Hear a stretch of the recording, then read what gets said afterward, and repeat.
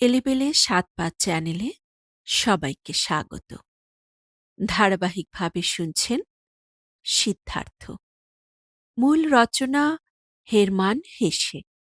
German থেকে বাংলা অনুবাদ করেছেন মোহাম্মদ তানিম নওশাদ। আজ রয়েছে ৪র্থ পর্ব। চলুন তবে শোনা যাক।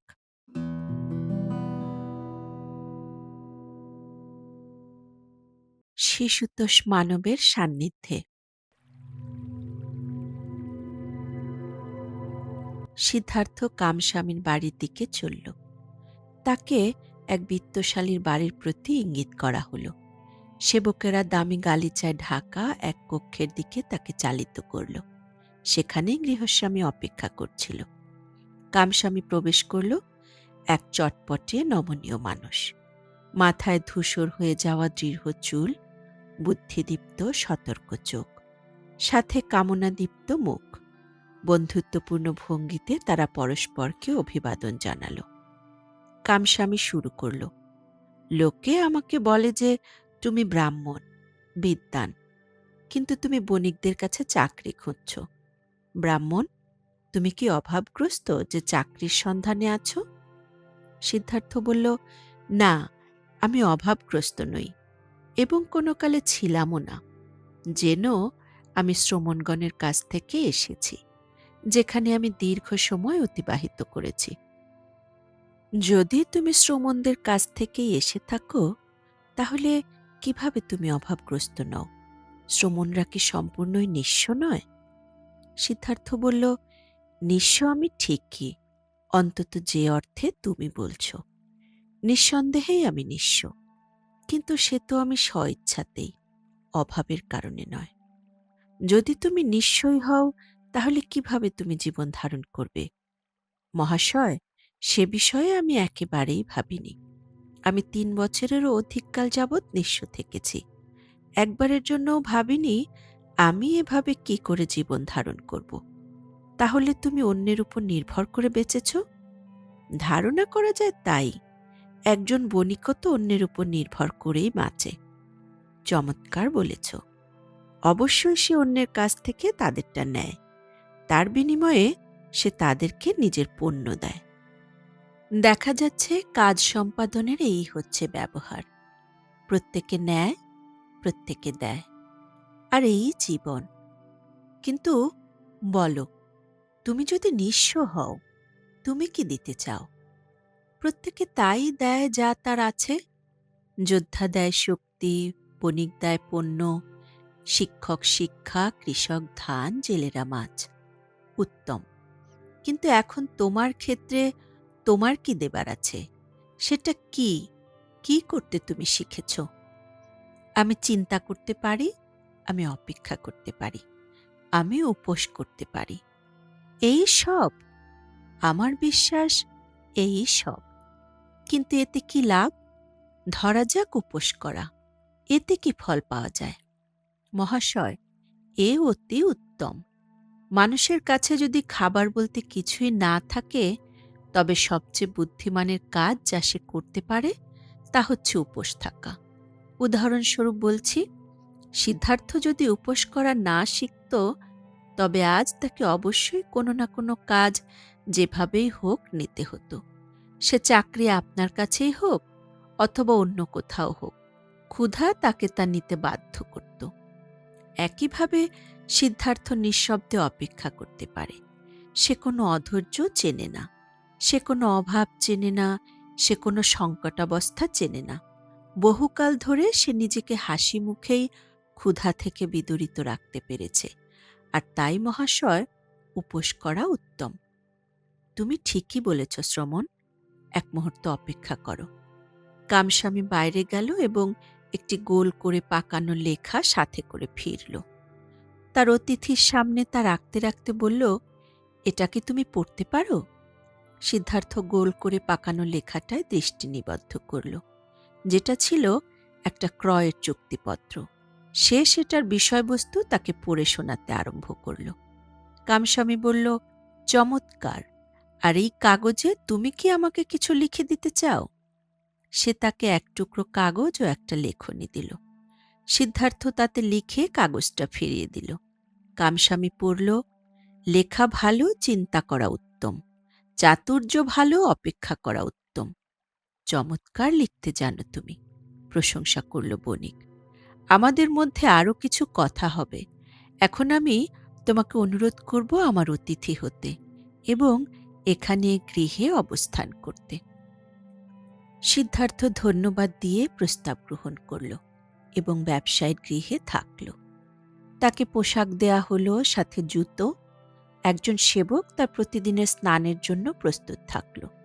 দিনে দুবার তার জন্য জাঁকজমকপূর্ণ আহারাদি আনা হতে লাগল। সিদ্ধার্থ অবশ্য দিনে একবার খেত, আর কখনোই সে মাংস খেত না কিংবা সুরা পান করত না। কামস্বামী তাকে তার বাণিজ্য বুঝিয়ে দিল, তার পণ্যসমূহ ও দোকানগুলো দেখালো হিসাব নিকাশের ফর্দ। অনেক কিছুই নতুন শিখতে লাগল সিদ্ধার্থ, অনেক কিছু শুনতে লাগল। কথা বলতো সে কম, কমলার কথা তার চিন্তায় রয়ে গিয়েছিল। নিজেকে সে কখনো বণিকের বশীভূত হতে দেয়নি, নিজেকে জোর করত তার সমান হতে, এমনকি তাকে ছাড়িয়ে যেতে। কামস্বামী তার ব্যবসা বাণিজ্য চালাত উদ্বিগ্নভাবে, কখনো বা আবেগের সাথে। সিদ্ধার্থ আবার সবকিছুকেই দেখত খেলার ছলে। এসবের নিয়মকানুন শেখার জন্য সে পরিশ্রম করত, কিন্তু তার উপকরণাদি তার হৃদয়কে স্পর্শ করত না। বেশি দিন লাগল না তার কামস্বামীর গৃহে অবস্থানের অল্পকালের মধ্যেই সে তার বাণিজ্যের কিয়দংশ গ্রহণ করল। প্রতিদিনই সে ঘণ্টাখানেক রূপসী কমলার সান্নিধ্যে কাটাত এবং প্রতিবারই তার কথা অনুযায়ী চমৎকার পোশাক ও সুন্দর জুতো পরিধান করে যেত। সঙ্গে তার জন্য উপহার নেওয়াও শুরু করল শীঘ্রই। কমলার লালাভ বুদ্ধিদীপ্ত ঠোঁট তাকে শেখালো অনেক কিছু, তার কোমল কমনীয় হাতও তাকে শেখালো অনেক। কমলা তাকে প্রণয়কলা শেখালো একেবারে গোড়া থেকে। আর সিদ্ধার্থ, যে তখনও এই রতিকলায় অনভিজ্ঞ তরুণ, কিন্তু আছে উদগ্র বাসনা, সেই রতিকলায় অন্ধের ন্যায়, অতৃপ্তের ন্যায় পতিত হল, যেমন পায়ের তলা থেকে মাটি সরে যাওয়া ব্যক্তি পতিত হয়। এতে সে শিখল অন্যের মধ্যে বাসনা না জাগিয়ে কেউ বাসনা লাভ করতে পারে না। আর জানল দেহের প্রতিটি ভঙ্গিমা, প্রতিটি টোকা, প্রতিটি স্পর্শ, প্রতিটি নেত্রপাত, এমনকি দেহের সূক্ষ্মতম কারুকাজের মধ্যেও রহস্য আছে। অনুসন্ধানী সৌভাগ্য আনয়নে তা জাগিয়ে তুলতে হয়। সে তাকে শেখালো প্রেমিক প্রেমিকা কোনো প্রণয়যজ্ঞে সামিল হলে একে অন্যকে ইন্দ্রজালে বিজড়িত না করে, পরস্পর পরস্পরের দ্বারা বিজিত না হয়ে, অথবা পরস্পর পরস্পরের উপর বিজয়ী না হয়ে একে অপরকে ছেড়ে যেতে পারে না। এর কারণ যাতে দুজনের একজন অপার তৃপ্তিতে আর অপরজন মরুতৃষ্ণায় আচ্ছন্ন না হয়, আর এভাবে তার মধ্য দিয়ে তারা যেন অকাম্য অনুভূতির মধ্যে না আসে, অথবা তারা অনাকাঙ্ক্ষিত অনুভূতির মধ্যে যেন বাহিত না হয়। এই কলাবতী রমণীর সান্নিধ্যে অপূর্ব সময় সে কাটাচ্ছিল। সে তার ছাত্র, তার প্রেমিক এবং সখায় পরিণত হল। এখানে কমলার কাছে তার এখনকার জীবন ও অনুভূতির ভিন্নভাবে রূপায়িত হচ্ছিল, যা তার কামস্বামীর সান্নিধ্যের ব্যবসায়িক জীবন থেকে ভিন্ন। বণিক সিদ্ধার্থের কাছে গুরুত্বপূর্ণ চিঠি ও চুক্তিপত্রগুলো পাঠিয়ে দিত। এভাবে সে ক্রমেই সব বিষয়াদি সম্পর্কে সিদ্ধার্থের সাথে পরামর্শ করতে অভ্যস্ত হয়ে উঠল। শীঘ্রই সে দেখতে পেল সিদ্ধার্থ ধান ও উলের বিষয়ে কিংবা বাণিজ্য পথ ও ব্যবসা সম্পর্কে অল্পই বোঝে, কিন্তু তার হাতে সৌভাগ্য বাস করে। সে বণিককে নিঃশব্দে ও স্থির চিত্তে ছাড়িয়ে গেল এবং তা সে করল অপরের কথা নীরবে শুনবার ও অপরিচিত ব্যক্তির মানসে ঢুকবার ক্ষমতার মধ্য দিয়ে। বণিক তার এক বন্ধুকে বলল, এই ব্রাহ্মণ প্রকৃত ব্যবসায়ী নয়, আর তা সে কোনোদিন হতেও পারবে না। তার হৃদয়ে ব্যবসা বিষয়ে কোনো আকাঙ্ক্ষা নেই। কিন্তু এর মধ্যে সেই সব ব্যক্তির রহস্য রয়েছে, সৌভাগ্য যাদের কাছে আপনা আপনি ধরা দেয়। সেটা তার জন্মলগ্নের মঙ্গল তারকার কারণে হতে পারে, ইন্দ্রজালিক ক্ষমতার কারণে হতে পারে, কিংবা অন্য কোনো কিছুর কারণে যা সে শ্রমণ সান্নিধ্যে শিখে এসেছে। সবসময়ই মনে হয় ব্যবসা-বাণিজ্য নিয়ে সে খেলা করছে। সেগুলো কখনো তার অন্তর্লোকে অনুপ্রবিষ্ট হচ্ছে না। সেগুলো কখনো তাকে প্রভাবিত করে না। সে ব্যবসার অসাফল্য বা ক্ষতির ব্যাপারেও ভীত নয়। বন্ধুটি বণিককে উপদেশ দিল, তোমার ব্যবসার লভ্যাংশের 1/3 তুমি তাকে দিয়ে দাও। সেই সাথে সে যদি ব্যবসায় ক্ষতিগ্রস্ত হয়, তারও 1/3 দায়ভার তার উপর ছেড়ে দাও। তাহলে সে ব্যবসার বিষয়ে কৌতূহলী হয়ে উঠবে। কামস্বামী তার উপদেশ মতো কাজ করল। এ বিষয়ে সিদ্ধার্থ অল্পই উদ্বিগ্ন হল। ব্যবসায় লাভ হলে তা সে প্রসন্ন চিত্তে গ্রহণ করত, আর ক্ষতি হলে সে হেসে উঠত, বলতো, এই দেখো, ব্যাপারটা খারাপ হয়ে গেল। তার কাজে কর্মে মনে হল সে ব্যবসায়িক বিষয়ে নির্বিকার রয়ে গেছে। একবার ধান কাটার মৌসুমে সে ধান কিনতে এক গ্রামে উপস্থিত হল। যখন সে সেখানে উপস্থিত হল, তার পূর্বেই ধান সব বিক্রি হয়ে গিয়েছে। তারপরও সিদ্ধার্থ সেই গ্রামে কিছুদিন অতিবাহিত করল। সেখানে সে কৃষকদের আপ্যায়ন করল, বাচ্চাদেরকে তাম্রমুদ্রা উপহার দিল, একটি বিবাহ উৎসবে যোগ দিল এবং অগাধ সন্তুষ্টি নিয়ে ভ্রমণ থেকে ফিরে এল।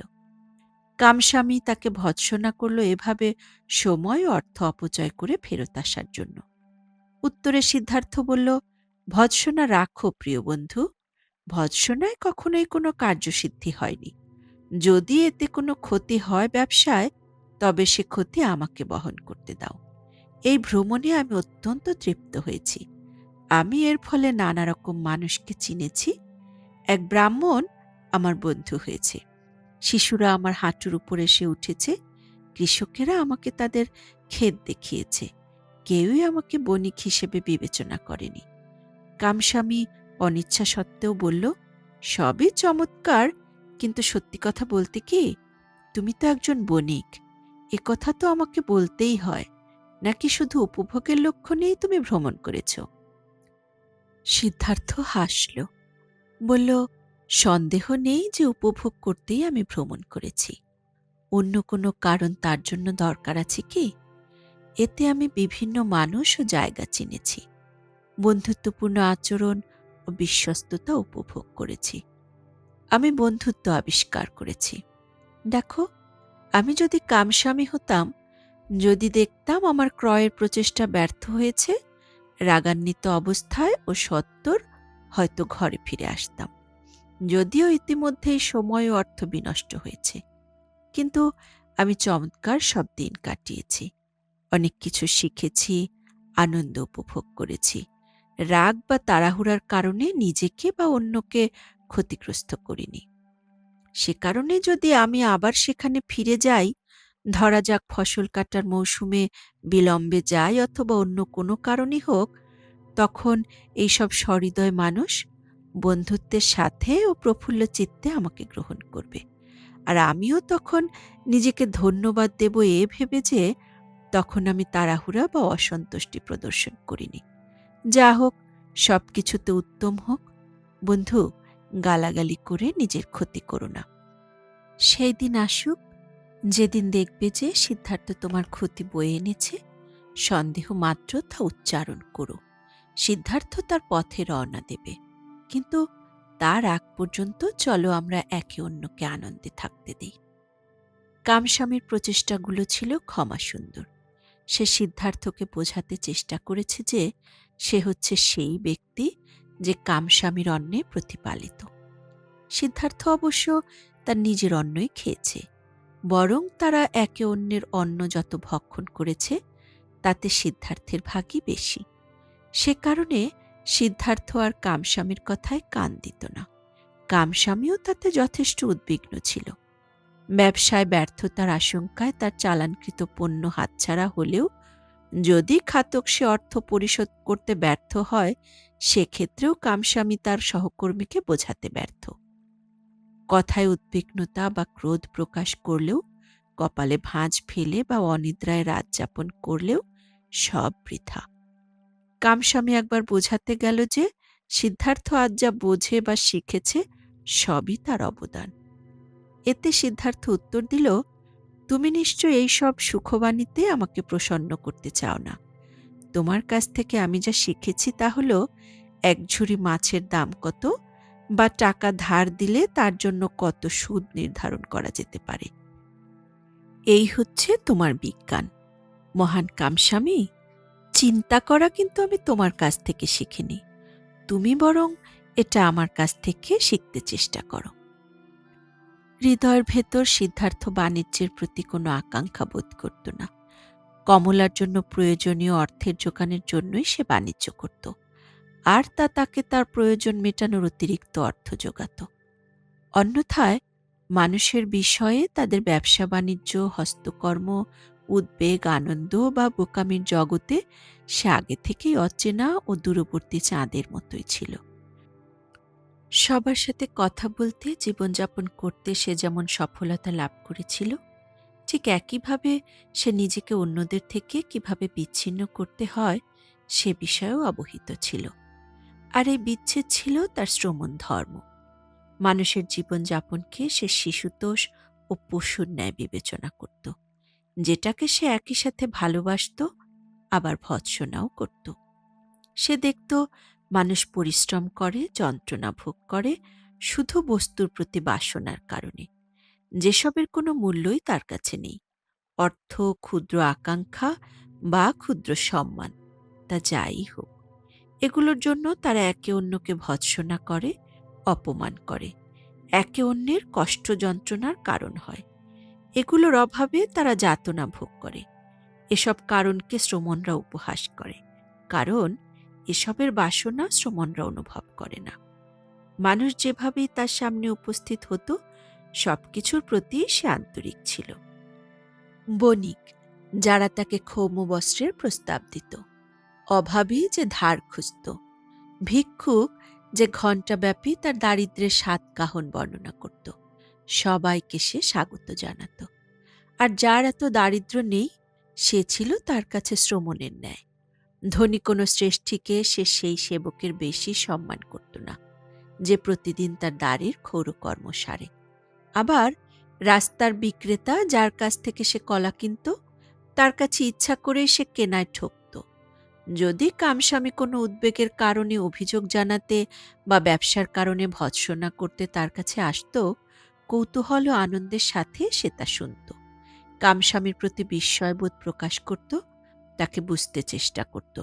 যদি তার কথা শোনা অনিবার্য ভাবত, তাকে তা বলার কিছুটা সুযোগ করে দিত। তারপরে যার প্রতি সে আগ্রহী সেদিকে ঘুরে যেত। অসংখ্য লোক তার কাছে আসত। অনেকে আসত তার সাথে বাণিজ্য করতে, অনেকে আসত তার সাথে প্রতারণা করতে, অনেকে আসত তাকে বিভিন্ন প্রশ্ন জিজ্ঞাসা করতে, অনেকে আসত তার করুণা তাদের প্রতি জাগ্রত করতে, অনেকে আসত তার উপদেশ বাণী শ্রবণ করতে। সে উপদেশ দিত, করুণা প্রদর্শন করত, উপহার দিত, নিজেকে খানিকটা প্রতারিত হতে দিত। আর সব শ্রেণীর মানুষের সন্নিধানের এই খেলায় সে কৌতূহল ও আবেগ নিয়েই তার চিত্তকে নিয়োজিত করেছিল, যেভাবে এই খেলায় একদা ব্রাহ্মণ ও দেবগণ নিজেদের নিয়োজিত করত। সময়ে সময়ে সে বুকের ভিতরে একটা মরণশীল ক্ষীণ কণ্ঠের আকুতি শুনত, যা তাকে বারণ করত, তাকে অনুযোগ জানাত। কিন্তু কদাচিৎই সে কথা কানে তুলত। তারপর একসময় তার বোধোদয় ঘটল। সে বুঝল যে সে একটা অদ্ভুত জীবনযাপন করছে, যে কাজগুলো সে আন্তরিকতার সাথে করে যাচ্ছে তা নিতান্তই একটা খেলা মাত্র। এতে সে প্রফুল্ল থাকে এবং আনন্দময় সময় অতিক্রম করে, কিন্তু তার জীবনের কোল ঘেঁষে সেগুলো বয়ে চলে যায়, তাকে স্পর্শ করে না। যেমন একজন বল খেলোয়াড় তার বলগুলো দিয়ে খেলে, সেরকমই সে তার ব্যবসা বাণিজ্য, তার চারপাশের মানুষজনের সাথে খেলে যাচ্ছে। তাদের সে অবলোকন করছে, তাতে সে আনন্দ পাচ্ছে, কিন্তু তার অস্তিত্বের উৎসমূলে সে তাদের সাথে সম্পর্কিত নয়। সে উৎস অন্য কোথাও, যেন তাকে ছেড়ে দূরে কোথাও চলে গিয়েছে। তা বয়ে চলেছে অদৃশ্যভাবে। আজ তার যেন জীবনের মাঝে থেকে আর কিছু করার নেই। এসব চিন্তায় প্রায়শই তার মধ্যে ভীতি কাজ করত। সে ভাবতে ভালোবাসত যে দিনের এই শিশুতোষ কাজগুলোতে সে যেন ইচ্ছা ও হৃদয়বেগের সাথেই অংশগ্রহণ করেছে। তা সত্যিকার ভাবেই তার জীবনে, তার কর্মে, তার উপভোগে ও জীবনযাপনের মাঝে ক্রিয়াশীল। সেগুলোতে সে নিছকে জীবনের পাশে দণ্ডায়মান হয়ে দর্শক মাত্র নয়। বারবারই সে সুন্দরী কমলার কাছে ফিরে আসত, শিখত প্রেমকলা, চর্চা করত কামনা কৌশল। তা আদান প্রদানের তৎপরতার চেয়েও ছিল বেশি কিছু। সে তার সাথে খোশালাপ করত, তার কাছ থেকে শিখত, তাকে উপদেশ দিত, নিজেও তার কাছ থেকে উপদেশ নিত। গোবিন্দ তাকে একসময় যেভাবে বুঝত, তার চেয়েও কমলা তাকে ভালো বুঝতে পারত। সে ছিল সিদ্ধার্থেরই অনুরূপ। একবার সে তাকে বলল, তুমি আমারই মতো, আর বেশিরভাগ মানুষের চেয়ে তুমি অন্যরকম। তুমি হচ্ছ কমলা, অন্য কেউ নও, যার মধ্যে একই সাথে ধৈর্য ও আশ্রয়ের ভাব কাজ করে, যে কারণে তুমি এই তোমার মধ্যে দ্রুত প্রবেশ করে আশ্রয় লাভ করতে পারো, যেটা আমিও পারি। অল্প মানুষই তা পারে, অবশ্যই সব মানুষের মধ্যে তা পারার সম্ভাবনা আছে। কমলা বলল, সব মানুষ বুদ্ধিমান নয়। সিদ্ধার্থ উত্তর দিল, বিষয়টা তার মাঝে নিহিত নয়। কামস্বামীও আমার মতো বুদ্ধিমান, কিন্তু নিশ্চিতভাবে তার মধ্যে কোনো আশ্রয় নেই। যাদের বোধবুদ্ধি শিশুদের মতো, তাদের অনেকের মধ্যেই আবার তা আছে। কমলা, বেশিরভাগ মানুষই একটা পড়ন্ত বৃক্ষপত্রের ন্যায়, যা বয়ে যায়, বাতাসের বেগে নিজেকে টেনে নেয়, তারপর সামনে পিছে দুলতে দুলতে মাটির উপর পড়ে। আবার নগণ্য সংখ্যক মানুষ আছেন, যারা নক্ষত্রের মতো নির্ধারিত পথ ধরে চলেন, কোনো বাতাস তাদের কাছে পৌঁছায় না। নিজেদের মধ্যেই তারা নিজেদের আইন ও পথকে ধারণ করেন। যত বিদ্বান ও শ্রমণকে আমি চিনতাম, তাদের মধ্যে এই ক্ষেত্রে শুধু একজনই পূর্ণাঙ্গ, যাকে আমি কখনোই ভুলতে পারি না। ইনি হচ্ছেন সেই গৌতম, যিনি নির্বাণ প্রাপ্ত, যিনি তার নিজের দেশনার প্রচারক। হাজার হাজার তরুণ প্রতিদিন তার দেশনা শ্রবণ করে, প্রতিটি প্রহরে তার নির্দেশাবলী অনুসরণ করে। কিন্তু তারা সবাই পতনশীল বৃক্ষপত্র, নিজেদের মধ্যে তারা শিক্ষা ও আইনকে ধারণ করেনি। কমলা তার দিকে চেয়ে হাসল, বলল, আবারও তুমি তার কথা বলছ? আবারও তোমার মধ্যে সেই শ্রমণের স্মৃতি জেগে উঠেছে। সিদ্ধার্থ নীরব হল। তারপর প্রেমক্রীড়া শুরু করল। কমলা যে ভিন্ন ভিন্ন ধরনের ৩০ থেকে ৪০ রকম খেলা জানত, তা সে খেলল। কমলার শরীর ছিল জাগুয়ারের মতো, শিকারীর ধনুকের মতো নমনীয়। যে তার কাছ থেকে প্রেমকলা শিখত, নানা রকম কামনা ও রহস্যময় বিষয়ে সে পারঙ্গম হয়ে উঠত। দীর্ঘ সময় ধরে সে সিদ্ধার্থের সাথে খেলল, তাকে আলিঙ্গন করল, প্রত্যার্পণ করল, তার উপর বল প্রয়োগ করল, তাকে জড়িয়ে ধরল, তার কলাকৌশলে নিজেকে আনন্দিত করল, যতক্ষণ না সিদ্ধার্থ পরাজিত হয়ে নিঃশেষ হয়ে তার পাশে নিথর না হল। এবার বহুকলায় পটীয়সী রমণী তার উপর দৃষ্টিপাত করল। দীর্ঘ সময় ধরে তার মুখের উপর, তার ক্লান্তিতে অবসন্ন চোখের উপর চেয়ে রইল। তারপর সে ভেবে করে বলল, আমার দেখা সকলের মধ্যে তুমিই শ্রেষ্ঠ প্রেমিক প্রবর। তুমি অন্যদের চেয়ে শক্তিশালী, নমনীয়, দৃঢ়চেতা। সিদ্ধার্থ, তুমি আমার কলাকৌশল ভালোই রপ্ত করেছ। এইবার যখন আমার বয়স হয়েছে, আমি তোমার কাছ থেকে একটা সন্তান চাই। হে প্রিয়, একথা তো ঠিক যে তুমি এইভাবে শ্রমণী থেকে গেলে। তুমি আমাকে ভালোবাসো না, কোনো মানুষকেই তুমি ভালোবাসো না। ক্লান্ত সিদ্ধার্থ উত্তর দিল, সেই তো ভালো, আমি তোমার মতোই। তা না হলে তুমি কি প্রেমকে একটা কলা হিসাবে শিক্ষা দিতে পারতে? আমাদের মতো মানুষ বোধহয় ভালোবাসতে পারে না, শিশুতোষ মানুষরাই তা পারে। সে এক রহস্য।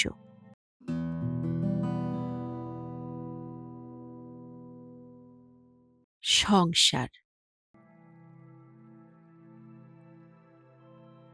পৃথিবীর জীবনে ও তার বাসনার মধ্যে অঙ্গীভূত না থেকেই সিদ্ধার্থ তার পার্থিব জীবনে দীর্ঘকাল কাটিয়ে দিল। তার অনুভূতিগুলো যেগুলোকে সুতপ্ত শ্রমণ বর্ষগুলোতে হত্যা করেছিল, সেগুলো আবার তার মধ্যে জেগে উঠল। সে সম্পদ খরচ করল, ইন্দ্রিয় পরায়ণ হল, শক্তি খরচ করল, অতঃপর ভেতরে ভেতরে দীর্ঘকাল ধরে সে শ্রমণই রয়ে গেল।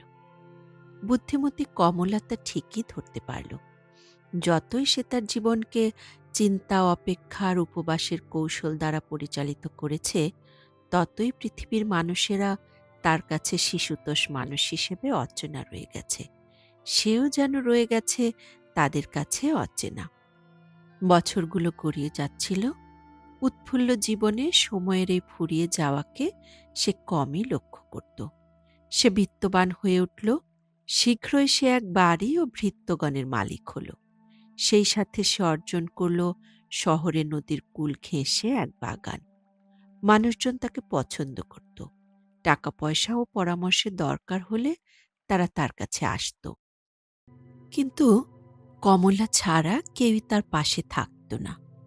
সেই সব গৌরবময় উজ্জ্বল দিনের বেড়ে ওঠা, যা সে তার তারুণ্যে উপভোগ করেছিল, সেই সব দিন যখন গৌতমের দেশনা শ্রবণের পর গোবিন্দের সাথে বিচ্ছেদ ঘটল, সেই উত্তেজিত অবস্থার প্রত্যাশা, গৌরবময় একাকিত্ব, শিক্ষক ও শিক্ষাবিহীনভাবে সেই শিথিল প্রস্তুতি, নিজের আত্মার গহীনে ঐশ্বরিক বচন শ্রবণ, সবই ক্রমান্বয়ে স্মৃতিতে রূপান্তরিত হয়েছে, যেগুলো একদা তার সন্নিকটে সৃষ্টি হয়েছিল এবং তার ভেতর দিয়ে কুলকুল ধ্বনিতে প্রবাহিত হয়েছে।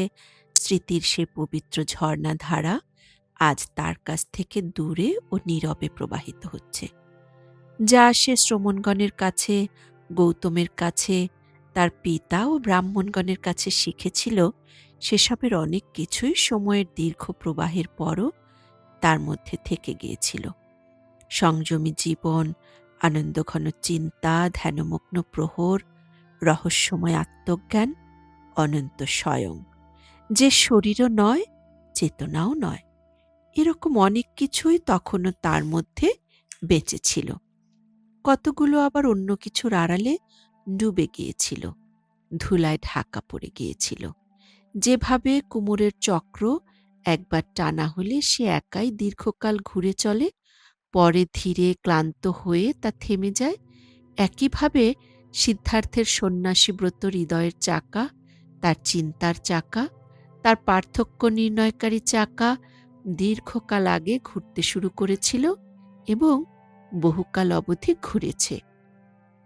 আর এ দীর্ঘ ঘূর্ণনকালে সে ধীর ও দ্বিধাগ্রস্ত হয়ে স্থবিরতার পর্যায়ে উপনীত হয়েছে। একটা শুকিয়ে যাওয়া বৃক্ষের কাণ্ডরস যেমন জলীয় বাষ্প টেনে নেয়, তা নিঃশেষ করে তাকে ক্রমান্বয়ে ধ্বংস করে, ঠিক তেমনি পৃথিবী আর অলসতা ক্রমান্বয়ে তার আত্মাকে নিঃশেষ করেছে, ভারী করেছে, ক্লান্ত করেছে এবং তাকে নিদ্রাচ্ছন্ন করে ফেলেছে। ফলে তার পার্থিব অনুভূতিগুলো সজীব হয়ে উঠেছে। অনেক কিছু সে শিখেছে, অর্জন করেছে অনেক নতুন অভিজ্ঞতা। সিদ্ধার্থ শিখেছে ব্যবসা বাণিজ্য পরিচালনা করতে, মানুষের উপর ক্ষমতা প্রয়োগ করতে, নারীর সান্নিধ্যে নিজেকে তৃপ্ত করতে। সেই সাথে সে শিখেছে সুন্দর পোশাক পরিধান করতে, সেবকদের হুকুম করতে, সুগন্ধি জলে স্নান করতে। সে শিখেছে সুসজ্জিত ও সযত্নে পরিবেশনকৃত খাবার খেতে, তাতে আছে মাছ, মাংস, পাখি, গরম মশলা এবং মিষ্টান্ন।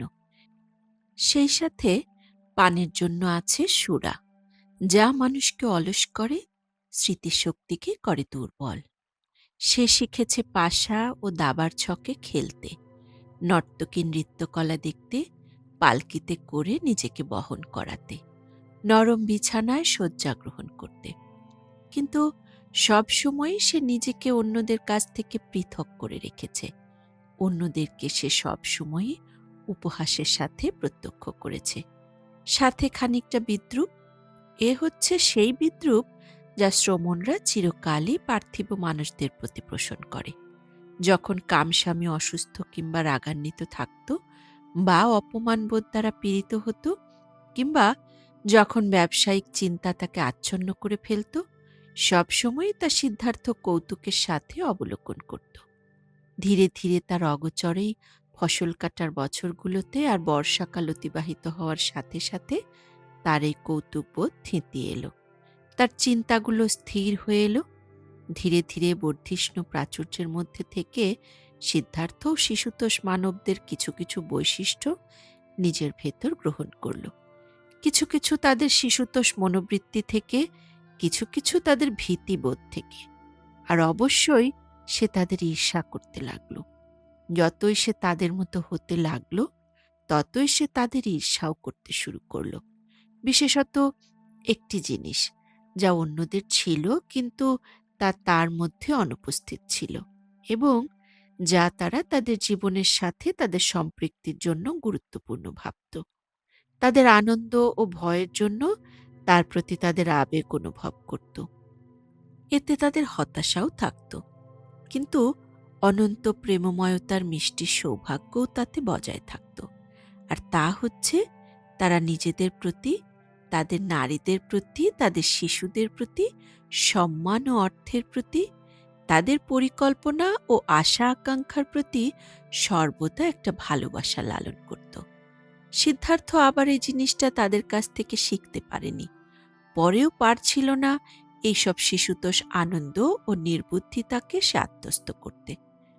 যা সে তখন তাদের কাছে শিখছিল তা হচ্ছে তাদের নিরানন্দময় জিনিসগুলোকে, যেগুলোকে সে নিজেই ভৎসনা করত। প্রায়ই গার্হস্থ্য জীবনের এক রাত্রি পার করে সকালবেলায় সে শুয়েই থাকত এবং নিজেকে ক্লান্ত ও নির্বোধ ঠাওরাত। কামস্বামী তার উদ্বেগের বিষয় নিয়ে তার সাথে সময় অতিবাহিত করলে সে মাঝে মাঝে ক্রুদ্ধ ও অসহিষ্ণু হয়ে উঠত। তার মুখচ্ছবি ক্রমশই অন্যদের চেয়ে চতুর ও সপ্রতিভ হয়ে উঠছিল। সে হাসত কদাচিৎ। সে চেহারায় ধারণ করতে লাগল একটার পর একটা সেই সব বৈশিষ্ট্য যা প্রায়শই ধনী লোকদের চেহারায় দেখা যায়: অসন্তুষ্টি, অসুস্থতা, বদমেজাজ, আলসেমি, প্রেমহীনতা। ধীরে ধীরে ধনী লোকদের যে আত্মার ব্যাধি গ্রাস করে তাও তাকে অধিকার করল। একটা পর্দার মতো, একটা পাতলা কুয়াশার মতো ধীরে ধীরে ক্লান্তি সিদ্ধার্থের উপর নেমে আসছিল। প্রতিদিন তা আরও ঘন হচ্ছিল, প্রতি মাসে তা আরও বিষাদময় হচ্ছিল, প্রতি বছর তা আরও ভারী হচ্ছিল। একটা পোশাক যেমন কালে পুরাতন হয়, তার সুন্দর বর্ণ হারায়, নানা দাগ পড়ে তাতে, অনেক ভাঁজ পড়ে ধারগুলো নষ্ট হয়, এখানে ওখানে নষ্ট ও জীর্ণ অবস্থা দেখা দিতে থাকে। একইভাবে সিদ্ধার্থের নতুন জীবন, যা সে একদা গোবিন্দের সাথে বিচ্ছেদের মধ্য দিয়ে রচনা করেছিল, বছরের পরিক্রমায় তা তার রং আর ঔজ্জ্বল্য হারিয়েছে। সেখানে অসংখ্য দাগ ও ভাঁজ পড়েছে, এখানে সেখানে অসুন্দর পরিদৃষ্ট হচ্ছে, আর সেখানে অপেক্ষমান হয়েছে হতাশা আর ঘৃণা।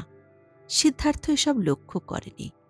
সে শুধু লক্ষ্য করেছে তার ভেতরের সেই সব স্পষ্ট ও নিশ্চিত স্বর, যা তাকে একদা জাগিয়ে তুলেছিল এবং তার আলোকোজ্জ্বল সময়ে তাকে পথ দেখিয়েছে। তা আজ প্রায় নীরব হয়ে গেছে। পৃথিবী তাকে অধিকার করে নিয়েছে, তার বাসনা, আকাঙ্ক্ষা, আলসেমি এবং সবশেষে সেই পাপ, যাকে সে সর্বদাই নির্বোধতম জ্ঞান করে তাকে ভৎসনা করেছে, ঘৃণা করেছে। সে হচ্ছে লোভ। আদতেই প্রাচুর্য, বিত্ত, সম্পদ তাকে শেষ পর্যন্ত অধিকার করে নিয়েছে। এগুলো এখন আর তার কাছে খেলা বা শিশুতোষ বিষয় নয়। এগুলো এখন তার কাছে এক শৃঙ্খল, এক বোঝা হয়ে দাঁড়িয়েছে। এক অদ্ভুত ও ধূর্ত উপায়ে সিদ্ধার্থ শেষ ও ঘৃণ্যতম পরাধীনতার মধ্যে প্রবেশ করেছে, আর তা পাশা খেলার মধ্য দিয়ে। যে সময় থেকে সিদ্ধার্থ শ্রমণ হবার বাসনা হৃদয় থেকে ত্যাগ করেছে, অর্থ ও দামি বস্তু সংগ্রহের আশায় শুরু করেছে সে এই খেলা, যাকে সে একদা হাস্যকর ও পরিত্যাজ্য এবং শিশুতোষ মানবদের বিষয় বলে খেলেছে। পরবর্তীতে ক্রমবর্ধমান ক্রোধ ও অনুরাগ তাকে তার মধ্যে টেনে এনেছে। সে ছিল এক দুর্ধর্ষ খেলোয়াড়। খুব কম লোকই তার সাথে খেলার বিপদ ঘাড়ে নিতে সাহস করত। তার তৎপরতাগুলো ছিল উচ্চমানের ও চমৎকার। সে খেলা চালাত হৃদয়ের তাড়না থেকে। জুয়া খেলে তাতে উড়ানো অশুভ অর্থ সে একরকম ক্রোধান্ধ আনন্দে লুটে নিত। আর অন্য কোনোভাবে সে ব্যবসায়ীদের সম্পদ ও ভাবমূর্তির প্রতি তার যে ঘৃণা, তা এত মূর্ত ও প্রচণ্ড বিদ্রূপের মধ্যে প্রকাশ করতে পারত না। তাই সে ভালো করেই খেলত নির্দয়ভাবে। নিজেকে ঘৃণা করে, নিজেকে তিরস্কার করে, খেলত পকেট উজাড় করে। হাজার দান খেলত। জুয়া ধরত টাকা, অলংকার, বাড়িসহ জমি। জিতে নিত সব, আবার আবার বাজি রাখত। সেই ভয়, যা বিভীষিকাময় ও তার জন্য যন্ত্রণাদায়ক, যা সে পাশা খেলার সময়, বড় মাত্রার তৎপরতার সময় উদ্বেগের মুহূর্তে পেত, সেই ভয়কে সে ভালোবাসত আর চাইত সে ভয়কে নতুনভাবে পেতে, তাকে আরও উচ্চকিত করতে, তাতে সুরসুরি দিতে। এই অনুভূতির মধ্যে সে একরকম সৌভাগ্য, একরকম মাদকতাকে তার উচ্চকিত জীবনে অনুভব করত, যে জীবন তার তৃপ্ত, কোমল ও বিষাদময় জীবনের মধ্যে প্রথিত।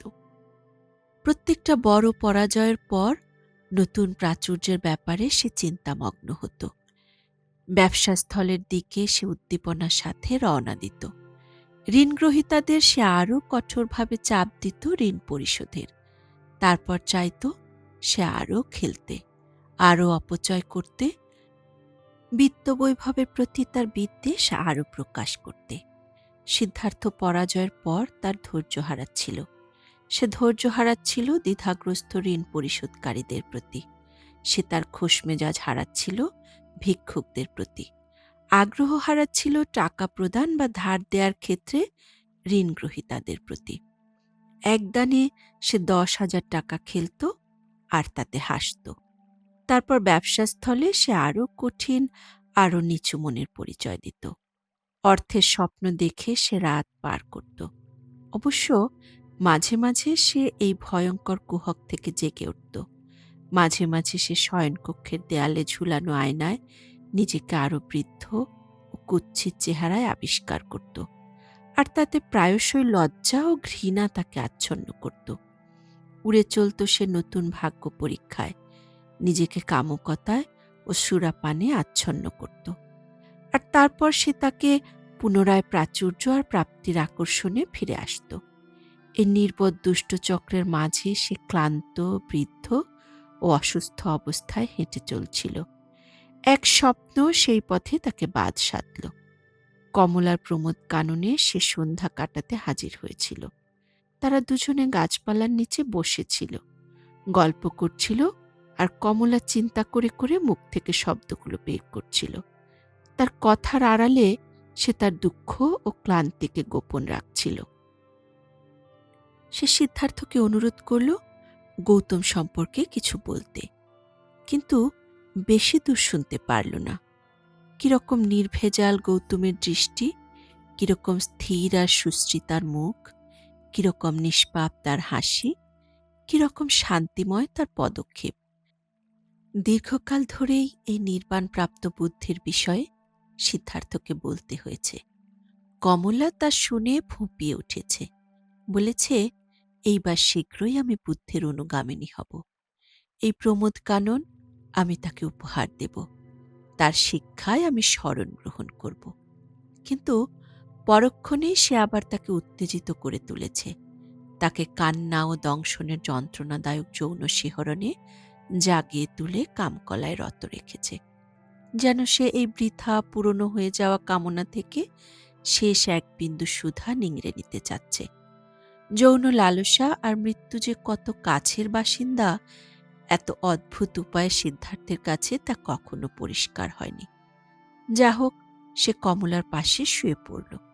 কমলার মুখের হাবভাব তার নিকটে দৃষ্ট হচ্ছিল। কমলার চোখের নিচে ও মুখের কোণায়, পাশে স্পষ্টই সে এক হতাশা পড়তে পারছিল, যা সে আগে কখনো দেখেনি। সে লেখা স্পষ্ট দাগ গাড়ির চাকায় সৃষ্ট নীরব খাতের মতো, যে লেখা ফসল কাটার কাল আর বার্ধক্যকে মনে করায়। সিদ্ধার্থ নিজে আজ 40-এর কোঠায় উপনীত। নিজের কালো চুলের মধ্যে এখানে সেখানে দেখা দিতে শুরু করেছে সাদা হওয়া পক্ক কেশ। কমলার সুন্দর মুখের উপর ক্লান্তি স্থায়ীভাবে লেখা হয়ে গেছে। সে ক্লান্তি দীর্ঘ পথ চলার, যে পথের কোনো আনন্দময় পরিসমাপ্তি নেই। ক্লান্তির সাথে আছে শুরু হয়ে যাওয়া ক্ষয়িষ্ণুতা, সাথে গোপন ও অপরিব্যক্ত, সম্ভবত চিরকালীন অজ্ঞাত উদ্বিগ্নতা। সেই সাথে আছে বার্ধক্যের ভয়, ফসল কর্তিত হওয়ার ভয়। সে ভয় মৃত্যু ভয়। ফুঁপিয়ে উঠে সিদ্ধার্থ কমলার কাছ থেকে যখন বিদায় নিল, হৃদয় তখন তার বিষাদ আর গোপন উদ্বেগে পূর্ণ। সে রাত সিদ্ধার্থ গৃহে সুরাপানে আর নর্তকীদের সান্নিধ্যে অতিবাহিত করল। তার ঘনিষ্ঠ বান্ধবদের সাথে খেলায় মত্ত হল। প্রচুর সুরা পান করায় তা আর চালাতে না পেরে একসময় মধ্যরাতে ক্লান্ত ও উত্তেজিত অবস্থায় তার বিছানা খুঁজে বের করল। মদের ঘোর আর হতাশার মাঝে সে বৃথা ঘুমানোর চেষ্টা করল। হৃদয় তখন তার বিষাদে পূর্ণ। সে বিষাদ সে আর বহন করতে পারছিল না। এক ঘৃণাবোধ যেন তাকে তাড়িয়ে নিচ্ছিল। তাতে যেন ভেসে যাচ্ছিল মদের মিষ্টি স্বাদ, ঊষর সুর, নর্তকীদের মৃদুমন্দ হাসি, সেই সাথে তাদের কেশ ও বুকের মিষ্টি সুগন্ধ। এই সব কিছুর মধ্যে তার কাছে অন্যদের চেয়ে বেশি ঘৃণার্হ হিসাবে ধরা পড়ছিল সে নিজে। তার নিজের সুগন্ধি চুল, তার মুখের সুরার গন্ধ, তার অলস ক্লান্তি ও তার ত্বকের অনাগ্রহ। কোনো মানুষ যদি পীড়াদায়ক অবস্থায় প্রচুর খাদ্য ও পানীয় গ্রহণ করে, পরক্ষণেই সে তা উগরে ফেলে।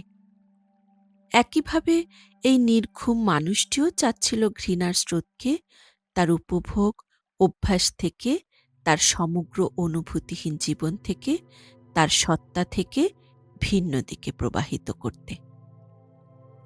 সকালের প্রথম আলোয় যখন তার গৃহের সামনের রাস্তায় দিবসের প্রথম ভাগের কোলাহল জেগে উঠল, সে কিছুটা ঝিমুনিতে আচ্ছন্ন হল, কিছুটা তন্দ্রাহত হল। সেই মুহূর্তে সে স্বপ্নে দেখল কমলা যেন একটি সোনার খাঁচায় একটা দুর্লভ গায়ক পাখি বন্দি করেছে। সে স্বপ্নে দেখল যে পাখিটা তাকে এতকাল সবসময় গান শুনিয়ে এসেছে, সে যেন হঠাৎ বোবা হয়ে গেল। সে পাখিটাকে খাঁচায় মৃত অবস্থায় শক্ত হয়ে শুয়ে আছে দেখে তাকে খাঁচার বাইরে নিয়ে এলো। পাখিটাকে সে নিজ হাতেও উঠিয়ে বাইরে নিক্ষেপ করল, আর সেটা বাইরের গলিতে যেয়ে পড়ল। আর সেই মুহূর্তে সে ভয়ে শিউরে উঠল। তার হৃদয় ব্যথিত হল। সে যেন বুঝল এই মৃত পাখির সাথে তার নিজের কাছ থেকে যেন সমস্ত মহার্ঘ বস্তু, সমস্ত কল্যাণকে সে বাইরে নিক্ষেপ করেছে। এই স্বপ্ন দেখতে দেখতে সে অনুভব করল গভীর বেদনা তাকে ঘিরে ধরেছে। তার মনে হল বৃথাই নির্বোধের মতো সে তার জীবনকে পরিচালিত করে এসেছে। প্রাণময়, মহার্ঘ কিংবা ধরে রাখার মতো কিছুই আর তার কাছে নেই। সে একাই রিক্ত অবস্থায় ভাঙা জাহাজের এক টুকরা খণ্ড যেমন পাড়ে এসে পড়ে, সেভাবে দাঁড়িয়ে আছে। অন্ধকারের ভেতর সিদ্ধার্থ এক প্রমোদ কাননের মধ্যে হাঁটতে লাগল। এর মালিক সে নিজেই। বাগানের দরজা বন্ধ করে সেখানে এক আম গাছের নিচে সে বসল। হৃদয়ের মধ্যে মৃত্যু আর বুকের মধ্যে আতঙ্ক অনুভব করতে লাগল। বসেই থাকল আর অনুভব করল কিভাবে এসব অনুভূতি তার মধ্যে মরে গিয়েছে, শুকিয়ে গিয়েছে, শেষ মাত্রায় পৌঁছেছে। ধীরে ধীরে সে তার সমস্ত চিন্তাকে একত্র করল। তার মস্তিষ্কের ভেতর দিয়ে তার জীবনের সমস্ত পথকে আরও একবার প্রথম দিনগুলো থেকে অতিক্রম করল। অন্তত যে দিনগুলো থেকে সে স্মরণ করতে পারে। সে কি কখনো কোনো সৌভাগ্য বা আনন্দ জীবনে অনুভব করেছে? হ্যাঁ, জীবনে অসংখ্য বারই সে তা করেছে। তরুণ বয়সে যখন ব্রাহ্মণরা তার প্রশংসায় পঞ্চমুখ হয়েছে, বয়স্কদের সাথে মন্ত্রপাঠ উচ্চারণের কারণে, পণ্ডিতদের সাথে তর্কযুদ্ধের জন্য কিংবা অর্ঘ্যদানকালে সহযোগিতার জন্য, সে সময় সে তা অনুভব করেছে। হৃদয়ের ভেতর সে অনুভব করল, দেবতারা তোমার জন্য অপেক্ষমান, আর সুখী হবার জন্য তোমার সামনে এই একটি পথই আছে। তারুণ্যে জীবনের যে উপলক্ষ উচ্চকিত বাসনার ন্যায় তার সমস্ত ভাবনা চিন্তার মধ্যে প্রজ্বলিত ছিল, যা পরে তার জীবন থেকে বিযুক্ত হয়েছে, যা একদা তার ব্রাহ্মণ অনুভূতির সাথে কষ্টকর দ্বন্দ্বে লিপ্ত হয়েছিল, সেই বোধ নতুন তৃষ্ণার মধ্যে দিয়ে তার মধ্যে প্রজ্বলিত হয়েছে। নতুনভাবে নতুন তৃষ্ণা ও যাতনার মধ্যে সেই একই বোধ আবার তার মধ্যে অনুভূত হচ্ছে। আবারও তুমি নিযুক্ত হয়েছ। যখন সে শ্রমণ হবার বাসনায় গৃহত্যাগ করেছিল, পরে যখন সে শ্রমণগণের পরিপূর্ণ হওয়ার পথ ত্যাগ করে ভিন্ন পথে গিয়েছে এবং নিজেকে সমর্পণ করেছে, তখনও সে এই একই কণ্ঠস্বর শুনেছে। মধ্যে কত বছর হল সে এই স্বর শুনতে পায়নি, কোনো উচ্চ মার্গে পৌঁছায়নি। কতই না সাদামাটা ও ঊষরভাবে সে পথ চলেছে। বহু বছর চলে গিয়েছে কোনো উচ্চ লক্ষ্য, তৃষ্ণা, মার্গারোহণ ব্যতীতই। শুধু কতগুলো ক্ষুদ্র বাসনার পেছনে ছুটে সময় কেটে গেছে, আর অন্য কোনোভাবে কোনো সন্তুষ্টি অর্জিত হয়নি। নিজেকে না জেনে এত বছর সে চেষ্টা করেছে, বাসনা করেছে কামস্বামীর মতো শিশুতোষ মানুষদের একজন হতে। তাতে তার জীবন হয়েছে আরও মর্মান্তিক ও নিদারুণ। তার জীবনের প্রকৃত উদ্দেশ্য তো এসব ছিল না। কামস্বামীর মতো মানুষের জীবন তার কাছে ছিল এক খেলার মতো, এক নৃত্য ক্রীড়ার মতো, মানুষ যা শুধুই রঙ্গরস দেখার মতো দেখে যায়। একমাত্র কমলাই তার কাছে প্রেমময়ী মহার্ঘ্যরূপে আবির্ভূত হয়েছিল।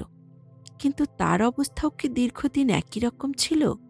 সিদ্ধার্থের কি আসলেই আর কমলাকে দরকার ছিল, কিংবা কমলার তাকে? দুজনেই কি তারা এক অন্তহীন খেলা খেলে যাচ্ছিল না? জীবনের জন্য তার কি আদৌ আর কোনো প্রয়োজন ছিল? না, তা ছিল না। এই খেলার নামই আসলে সংসার, যে খেলা সন্তানের জন্য হয়তোবা রমণীয় বলেই তা খেলতে হয়, একবার, দুবার, 10 বার। কিন্তু সে খেলা কি বারবার কিংবা চিরকালের জন্য? সিদ্ধার্থ জানত সে খেলাও শেষ হয়েছে। আজ তার আর খেলার ক্ষমতা নেই। কম্পন অনুভূত হয় দেহের অঙ্গ প্রত্যঙ্গে, দেহের ভেতরেও অনুভূত হয় কি যেন মরে গিয়েছে। ওই দিনই সারাটা দিন সে আম গাছগুলোর নিচে বসে পিতার কথা, গোবিন্দের কথা, গৌতমের কথা ভেবে কাটাল। একজন কামস্বামী হবার জন্য তার এসব চিন্তা অবধারিতভাবেই ত্যাগ করা উচিত ছিল। রাত হওয়া পর্যন্ত সে সেখানে বসেই কাটিয়ে দিল।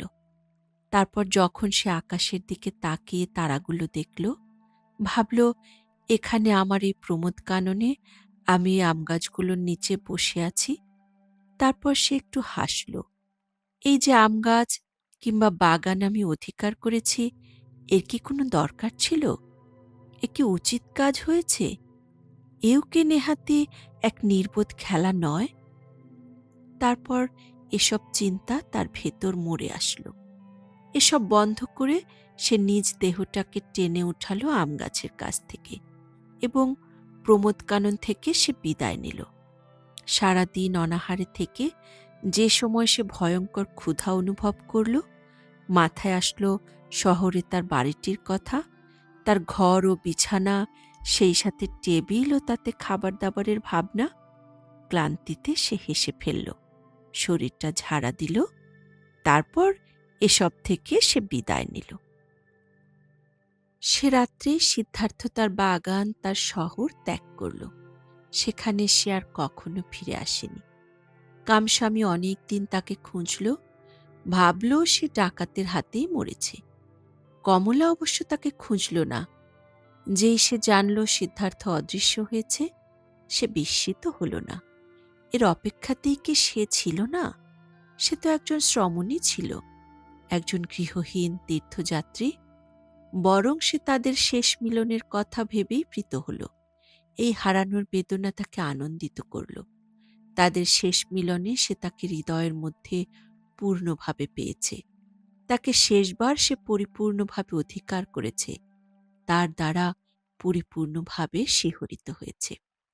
সিদ্ধার্থের অদৃশ্য হবার খবর পাওয়া মাত্রই সে তার জানালার কাছে গেল। এখানে সোনার খাঁচায় এক দুর্লভ গায়ক পাখি বন্দী ছিল। সে খাঁচার দরজা উন্মুক্ত করে গায়ক পাখিটিকে নিয়ে বাইরে ছেড়ে দিয়ে এল। তারপর উড়ন্ত পাখিটাকে সে অনেকক্ষণ ধরে দেখল। এরপর থেকে সে দর্শনার্থীদের সাথে সাক্ষাৎ বন্ধ করে দিল এবং তার গৃহের দরজাও সে অন্যদের জন্য বন্ধ করল। এই ঘটনার কিছুকালের মধ্যেই সে সিদ্ধার্থের সাথে শেষ সহবাসের কারণে গর্ভবতী হল।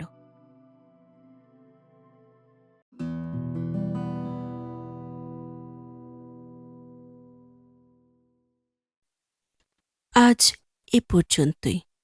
কথা হবে আগামী পর্বে। আমাদের পাঠ যদি ভালো লেগে থাকে তবে চ্যানেলটি সাবস্ক্রাইব করুন। ভালো থাকুন, ভালো রাখুন। কল্যাণ হোক সকলের।